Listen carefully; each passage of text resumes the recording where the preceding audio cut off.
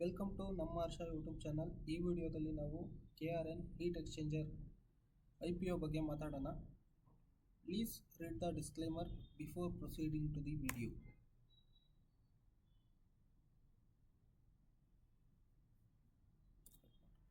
KRN heat exchanger ಈ ಕಂಪನಿಯು 2017ರಲ್ಲಿ ಎಸ್ಟಾಬ್ಲಿಷ್ ಆಗಿದೆ. ಇವರು fin and tube exchanger, heat exchanger and manufacturing business ಅಲ್ಲಿ ಇದ್ದಾರೆ. ಈ company copper fins, aluminium films, copper tubes, heat exchangers, water coils, condenser coils, evaporator coils manufacture ಮಾಡುತ್ತಾರೆ. ಈ ಕಂಪನಿ ಪ್ರಾಡಕ್ಟ್ಸ್ನ domestic, commercial, heating, ventilation, air conditioning and ರೆಫ್ರಿಜರೇಷನಲ್ಲಿ use ಮಾಡ್ತಾರೆ.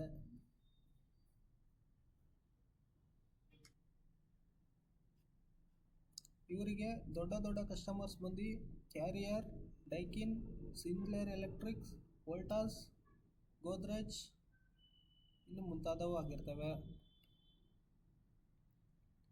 ಈ company India ಅಲ್ಲದೆ ಬೇರೆ ದೇಶಗಳಿಗೂ ಈ ಪ್ರಾಡಕ್ಟ್ಸ್ನ ರಫ್ತು ಮಾಡ್ತಾರೆ. ಯಾವ್ಯಾವ ದೇಶಗಳಿಗೆ ಅಂದರೆ UAE, USA, Italy, Saudi Arabia, north Korea, Germany, UK, ನೆರೆಹೊರೆಯ ದೇಶಗಳಿಗೂ ಕೂಡ ಇವರು ಎಕ್ಸ್ಪೋರ್ಟ್ ಮಾಡುತ್ತಾರೆ. ಇಂಡಿಯಾದಲ್ಲಿ ರಾಜಸ್ಥಾನ್ ರೀಜನಲ್ಲಿ ಮ್ಯಾನುಫ್ಯಾಕ್ಚರಿಂಗ್ ಮಾಡ್ತಾರೆ. ಕಸ್ಟಮರ್ಸು ಇಯರ್ ಟು ಇಯರ್ ಜಾಸ್ತಿ ಆಗ್ತಾ ಹೋಗಿದ್ದಾರೆ. ಬಿಸ್ನೆಸ್ ರೆವೆನ್ಯೂ ಅಥವಾ ರೆವೆನ್ಯೂ ಸ್ಪ್ಲಿಟ್ ಅಪ್ ಬಗ್ಗೆ ಮಾತಾಡ್ತಾ ಹೋಗೋದಾದರೆ, ರೆವೆನ್ಯೂ ಇಯರ್ ಟು ಇಯರ್ ಜಾಸ್ತಿ ಆಗ್ತಾ ಹೋಗಿದೆ. 158 ಇದೆಲ್ಲ ಕೋಟಿ ಲೆಕ್ಕದಲ್ಲಿದೆ. 158 ಕೋಟಿ 2022ರಲ್ಲಿ ರೆವೆನ್ಯೂ ಬಂದಿದೆ. 249 ಕೋಟಿ, 313 ಕೋಟಿ 2023-24ರಲ್ಲಿ ಬರುತ್ತಾ ಹೋಗಿದೆ. ಎಕ್ಸ್ಪೆನ್ಸು ಕೂಡ ಜಾಸ್ತಿ ಆಗಿದೆ, ಪ್ರಾಫಿಟ್ ಕೂಡ ಜಾಸ್ತಿ ಆಗಿದೆ. ಇದು ಪಾಸಿಟಿವ್ ಆಗಿ ತೋರಿಸುತ್ತೆ ಈ ಕಂಪ್ನಿ ಬಗ್ಗೆ. ಪ್ರೈಸ್ ವ್ಯಾಲ್ಯೂಯೇಷನ್ ಬಗ್ಗೆ ಮಾತಾಡೋದಾದರೆ, price per earning per share ಇದನ್ನು ಲೆಕ್ಕ ತಗೊಳ್ಳೋದಾದರೆ, IPO ಪ್ರೈಸ್ ಬಂದು 220, ಅರ್ನಿಂಗ್ ಪರ್ ಶೇರ್ ಬಂದು 8 ಆಗಿದೆ. ಇದನ್ನು ಕ್ಯಾಲ್ಕುಲೇಟ್ ಮಾಡಿದ್ರೆ 27.5 ಬರುತ್ತೆ. ಕಂಪೇರ್ ಟು ಇಂಡಸ್ಟ್ರಿ PE ಮಾಡೋದಾದರೆ, ಇಂಡಸ್ಟ್ರಿಗಳು ಈ ಇಂಡಸ್ಟ್ರಿಯ ಜೊತೆಗಿರೋ ಪೀರ್ ಇಂಡಸ್ಟ್ರಿಗಳು ಯಾವುದೂ ಇಲ್ಲದೇ ಇರೋದ್ರಿಂದ ಇದನ್ನು ನಿಲ್ ಅಂತ ತೋರಿಸ್ತಾ ಇದ್ದೀನಿ. ಈ ಸ್ಟಾಕ್ PE ಬಂದು 27.5 ಆಗಿರುತ್ತೆ. ಫೈನಾನ್ಷಿಯಲ್ ಇನ್ಫಾರ್ಮೇಷನ್ ಬಗ್ಗೆ ನೋಡೋದಾದರೆ, ROE ಮತ್ತು ROCE ಮೋರ್ ದೆನ್ 15 ಇದ್ದರೆ ಅದು ಗುಡ್ ಅಂತ ಹೇಳ್ಬೋದು. ಇಲ್ಲಿ 40% ಮತ್ತು 31% ಇದೆ, ಇದು ಗುಡ್ ಆಗ್ತಾ ಹೋಗುತ್ತೆ.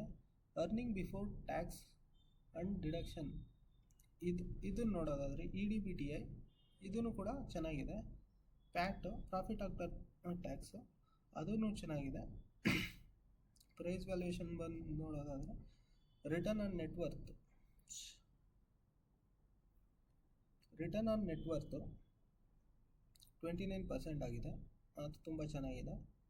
Debt to equity ratio less than 1 ಇರಬೇಕು, 0.45 ಇದೆ, ಅದನ್ನು ಕೊಟ್ಟಿದೆ. ಡಿವಿಡೆಂಡ್ ಡೀಟೇಲ್ಸ್ನ ನೋಡೋದಾದರೆ, ಇಲ್ಲಿವರೆಗೂ ಇವರು ಯಾವುದೇ ಡಿವಿಡೆಂಡ್ನ ಕೊಟ್ಟಿಲ್ಲ. ಪೀರ್ ಗ್ರೂಪ್ಸು ನಾನು ಆಗಲೇ ಹೇಳ್ದಂಗೆ ಈ ಇಂಡಸ್ಟ್ರಿಗೆ ಯಾವುದೇ ಕಾಂಪಿಟೇಷನ್ ಇಲ್ಲ, ಅದಕ್ಕೆ ಕಂಪ್ನಿಗಳು ನಲ್. ಆಬ್ಜೆಕ್ಟ್ ಆಫ್ ದ ಇಶ್ಯೂ ಅಂದರೆ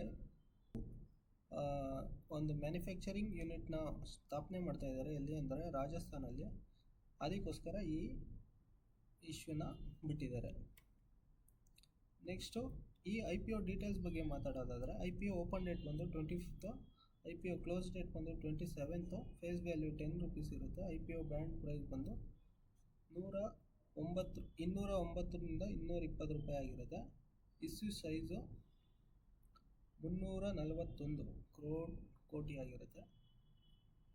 ಇದು BSE ಮತ್ತು NSE ಎರಡರಲ್ಲೂ ಆಗುತ್ತೆ. ಈಗ ಕರೆಂಟ್ GMP ನೋಡೋದಾದರೆ, GMP ಅಂದರೆ grey market premium. How much gain ನೀವು ಇದರಿಂದ ತಗೋಬೋದು ಅನ್ನೋದಾದರೆ, 102% ಅಂತ ಇವತ್ತಿನ ದಿನಕ್ಕೆ ತೋರಿಸ್ತಾ ಇದೆ. ಬಟ್ ಇದು ಫ್ಲಕ್ಚುಯೇಟ್ ಆಗ್ತಾ ಇರುತ್ತೆ.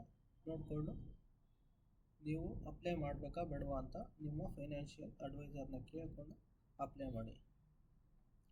ಈ ಇಶ್ಯೂ ಬಂದು 341 ಕೋಟಿಗೆ ರೈಸ್ ಮಾಡಬೇಕು ಅಂತ ಪ್ಲ್ಯಾನ್ ಮಾಡಿದ್ದಾರೆ.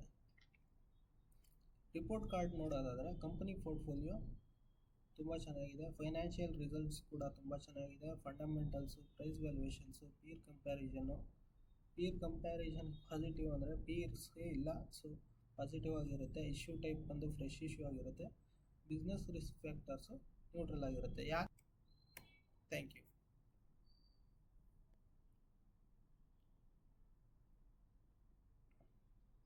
ನಮ್ಮ ಯೂಟ್ಯೂಬ್ ಚಾನಲ್ಗೆ ಸಬ್ಸ್ಕ್ರೈಬ್ ಆಗಿ.